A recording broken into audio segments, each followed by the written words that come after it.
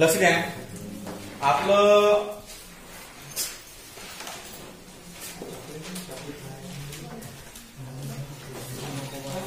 तुम्हाला मी लिहून दिलं होतं है ना. आता काय लिहून दिलं होतं पहा.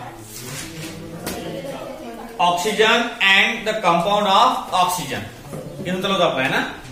म्हणजे ऑक्सिजन जे फॅमिली आहे आपली सिस्टीन ग्रुप एलिमेंटची कोणती आहे oxygen family.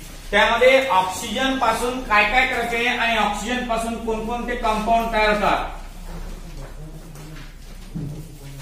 Oxygen and compound form by oxygen.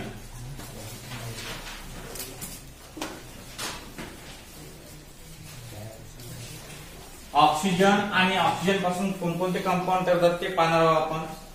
Number first आहे डाय ऑक्सिजन.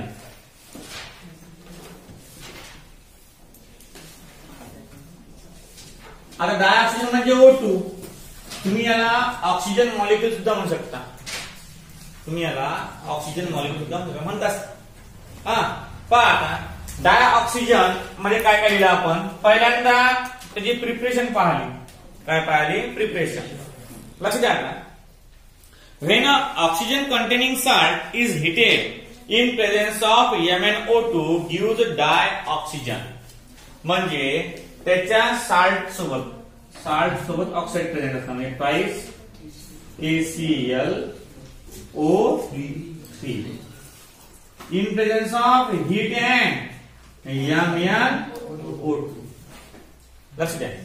म्हणजे ऑक्सिजन कंटेनिंग साल्ट याला काय म्हणतात. Oxygen containing salt. Oxygen containing salt. Oxygen containing salt म्हणजे ज्यावेळेस आपण ऑक्सिजन कंटेनिंग साल्ट सोबत रिएक्शन करतो हीट करतो याला त्यावेळेस साल्ट अलग होते आणि थ्राइस O2 ऑक्सिजन मॉलिक्यूल सुद्धा काय होते अलग होते. बघा म्हणजे हा साल्ट आहे हा ऑक्सिजन. It is prepared. हा डाय ऑक्सिजन काय होते प्रिपेअर होते. म्हणजे when oxygen containing salt on heated in presence of MnO2 manganese dioxide in presence of MnO2 gives तुम्हाला काय भेटते. गिव्स तुम्हाला salt and dioxygen. Salt and dioxygen हे झाली पहिली प्रिपरेशन. आता सेकंड नंबर तुम्हाला लिहिली होती मी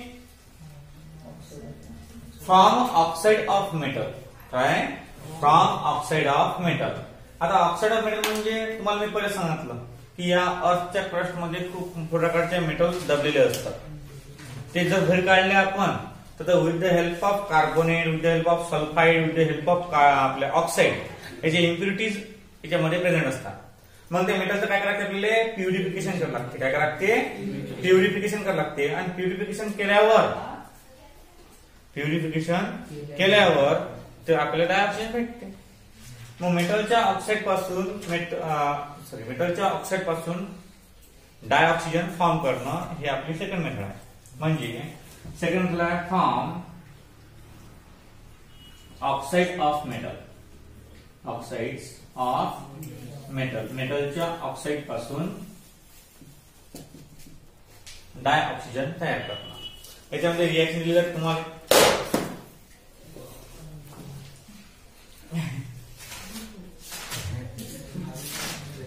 पहा कशा आहेत का. ट्वाइस Ag2O प्लस काय इन प्रेझेन्स ऑफ हीट त्याला तापवलं 4Ag मेटल भेटला आणि प्लस डाय ऑक्सिजन. त्याच प्रकारे twice HgO gives twice Hg आणि प्लस O2. त्याचप्रमाणे twice PbO2 gives in presence of heat twice PbO आणि प्लस O2. या तिन्ही रिएक्शन मध्ये Ag, Hg आणि Pb हे मेटल आहेत. काय हे आता याचे ऑक्साइड आहेत. हा झाला silver oxide, mercurous oxide, platinum oxide. मग त्यापासून काय तयार होते पहा बरं, त्याला हिट केलं तर ऑक्सिजन इव्हॉल्व होईल. इव्हॉल्व झालं की मेटल अलग, ऑक्सिजन अलग, मेटल अलग, ऑक्सिजन अलग, मेटल अलग. म्हणजे when the oxide of metal on heating gives the pure metal and dioxygen. It is the second method of the preparation of dioxygen. Dioxygen ची हे सेकंड मेथड आहे प्रिपरेशनची. नंतर आहे थर्ड. नंतर काय आहे थर्ड बघा आता.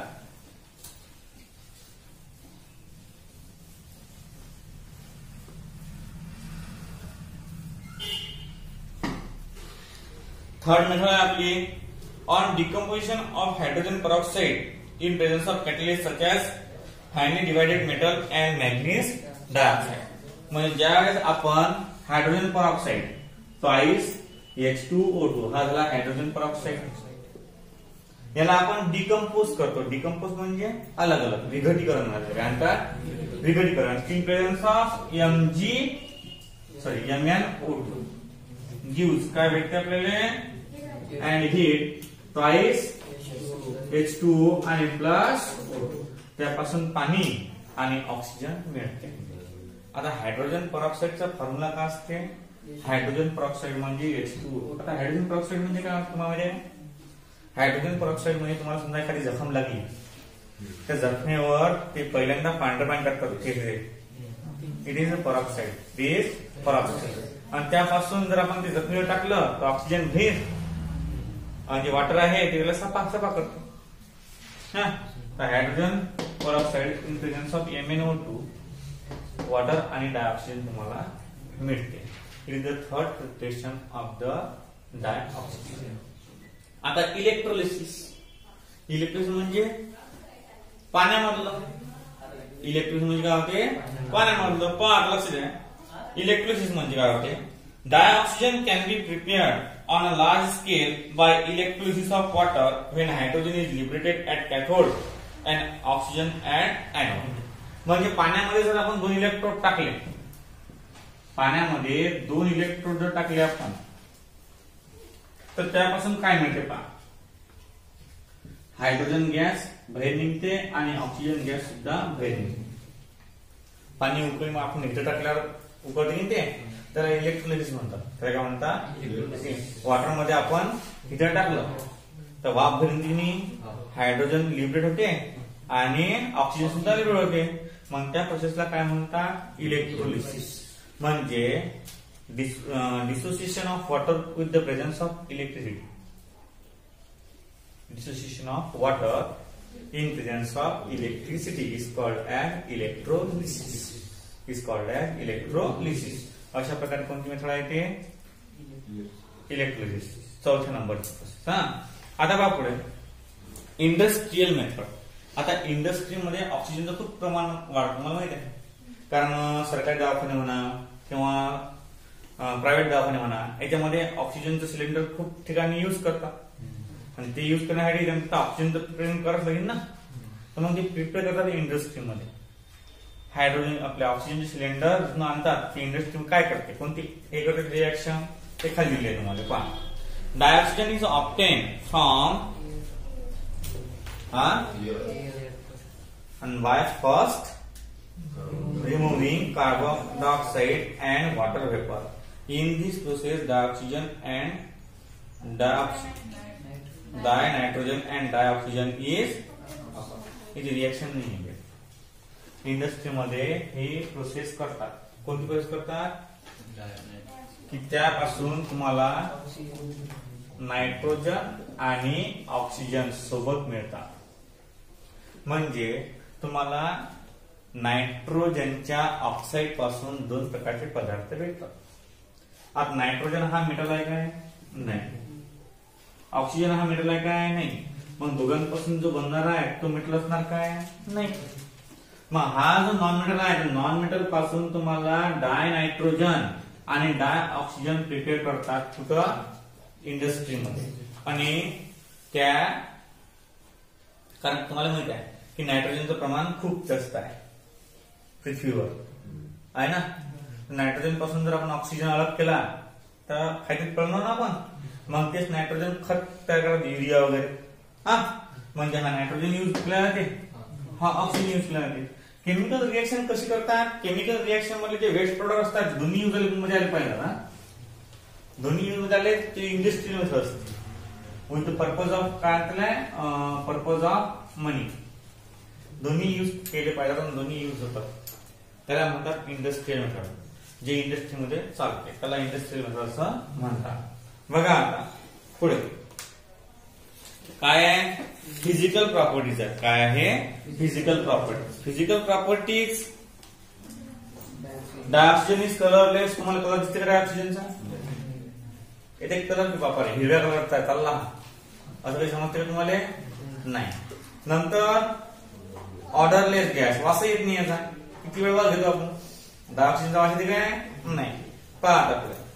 नंतर dioxygen is sparingly soluble in water. Dioxygen is sparingly soluble in water. हा स्पॅरिंगली सोल्युबल आहे वॉटर मध्ये. नंतर सेकंड, इट इज पहा फिजिकल प्रॉपर्टीज कोण लो. पहिले ऑर्डरलेस आणि कलरलेस गॅस आहे. Number second sparingly soluble water मध्ये आहे. नंतर थर्ड काय म्हणते, it is liquefied at 90 kelvin. 90 kelvin म्हणजे काय आहे बघा, 90 केल्विन. 90 केल्विन म्हणजे 273 वजा 90 किती पावर ते? 273 मधून 90 दिले 283. 183 डिग्री सेल्सिअस पण मायनस. लिक्विफाइड होते. काय होते? लिक्विड ऑक्सिजन या टेम्परेचरला 183. का बरं? कारण 90 केल्विन म्हणते. केल्विनचं रूपांतर तुम्हाला कशामध्ये करावं लागते? मग 90 मायनस 273 किती? Minus 183 degree Celsius. या टेम्परेचरला दोन्ही लिहून घ्या तुम्ही. हे 90 बी चालते आणि हे बी चालते. एखाद्या एमसीक्यू मध्ये समजा तुम्हाला डिग्री सेल्सिअस मध्ये दिलाय तर कन्फ्युजन झालं. हा पहा आता पुढे. Oxygen has 3 stable isotopes. हे 3 स्टेबल आयसोटोप्स आहेत. एक O16, O17 आणि O18. अशी किती आहे? किती आयसोटोप आहे त्याचे? 3 आयसोटोप्स आहेत. आयसोटोप म्हणजे त्याचे ऍटॉमिक मास नंबर काय असले पाहिजे? ऍटॉमिक मास नंबर डिफरंट आणि atomic number same.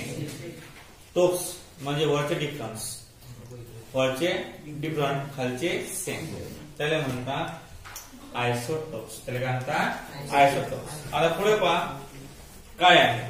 Molecular oxygen that is O2 exhibit पॅरामॅग्नेटिझम.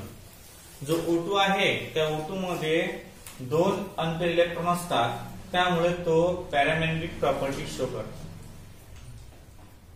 या ऑक्सिजन मध्ये 2 अंतर इलेक्ट्रॉन असतात, त्यामध्ये तो मग पॅरामॅग्नेटिक प्रॉपर्टी शो करते. म्हणजे अट्रॅक्ट होते मॅग्नेटच्या इकडे, रिपेल करत नाही तो, कारण पॅरामॅग्नेटिझम आहे ना, म्हणजे अट्रॅक्ट होते 2 अंतर इलेक्ट्रॉन असल्या कारणाने. पुढे बघा आता reaction with metal, chemical properties.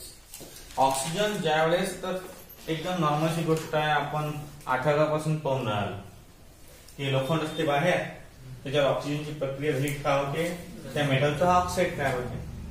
मग आता नॉर्मली आपण असं पाहिलं की ज्यावेळेस कोणत्याही मेटलवर ऑक्सिजनचा प्रभाव पडतो त्यापासून त्याचा ऑक्साईड तयार होतो, मेटल ऑक्साईड. मग ते त्यांनी शब्दात लिहिलेलं आहे पहा. When dioxygen react with metal except AuPt gives oxide of metal. Gives oxide of metal. म्हणजे रिएक्शन लिहून कोणकोणते आहेत? Twice Ca plus O2 gives twice CaO. नंतर आहे 4Al प्लस gives हा कॅल्शियम आहे, कॅल्शियम पासून कॅल्शियम ऑक्साईड झाला. हा ऍल्युमिनियम आहे, ऍल्युमिनियम पासून ऍल्युमिनियम ऑक्साईड झाला. आता हे समोरचे केले कसे, हे समोरचे केले कसे, तर आपण नव्यावर पाहिलं तर एल आणि ऑक्सिजन.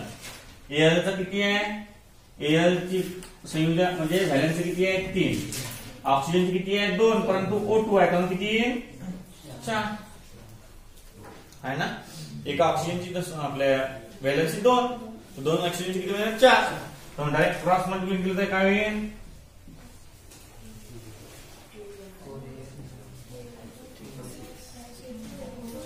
किती आहे 4 एल, वाय काय 4 5 बेदुनी 4 आणि ऑक्सिजन किती आहे. म्हणजे बॅलन्स कसं करायचं ते सांगतो तुम्हाला. एल च्या पुढे किती लावलं येणं 4, का बरं 4 म्हणून, आणि ऑक्सिजनच्या पुढे किती लावलं 3, आणि त्यापासून मग काय आलं ऍल्युमिनियम ऑक्साईड फॉर्म झाला. आता असं मग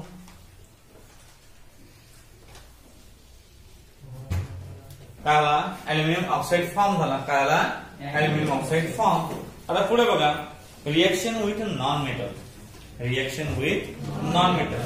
when dioxygen react with non metal, dioxygen react with non-metal except noble gases to form their oxide. Noble gases सोडून जर पूर्ण नॉन मेटल ऑक्सिजन सोबत रिएक्ट झाले तर त्यापासून सुद्धा त्याचे काय भेटतात ऑक्साईड मिळतात. काय म्हणतात ऑक्साईड. तुम्हाला दिलेलं होतं ते 5% दिलेलं होतं.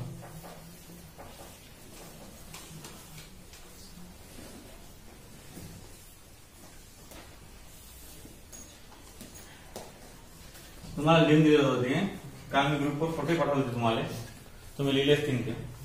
पण carbon plus O2 gives CO2.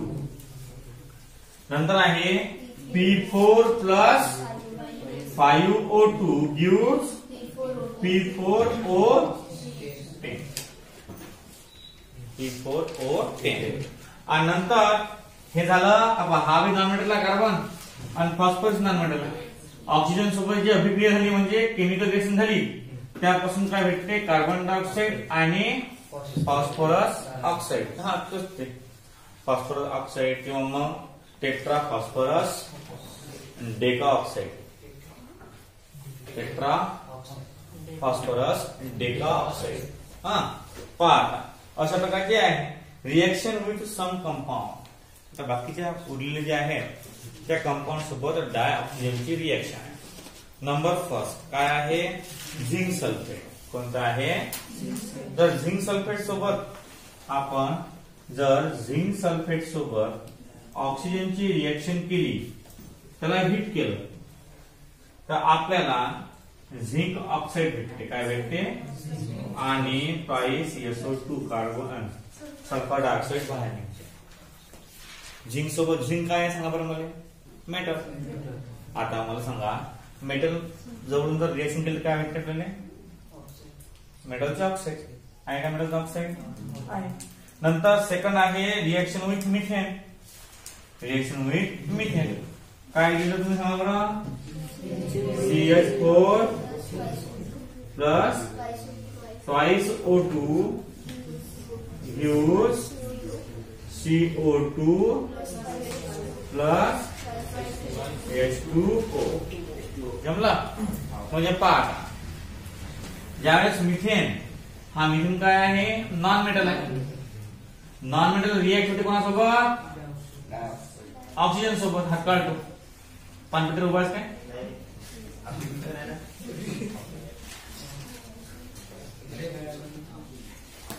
का आपल्या methane react with oxygen gives carbon dioxide, gives carbon dioxide. तू जास्त वयोवर कोण आला कार्बन आली बघतो हात म्हणता काय करायच्या हा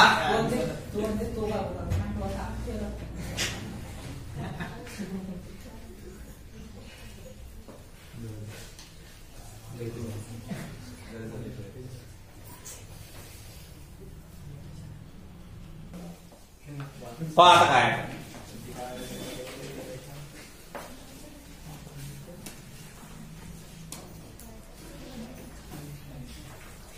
number 3 sulphur dioxide. Sulphur dioxide सोबत जर रिएक्शन केली आपण तर आपल्याला काय मिळते?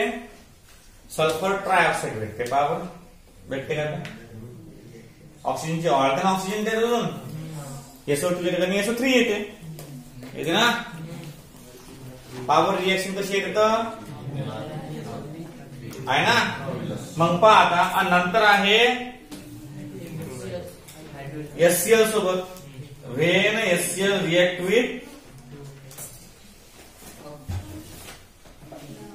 ऑक्सिजन मॉलिक्यूल किंवा डायऑक्सिजन गिव्ह Cl2 आणि H2O. अशा प्रकारे आपल्याला एवढं मिळते. लक्षात. आता नंतर आहे युजेस. डायऑक्सिजन is use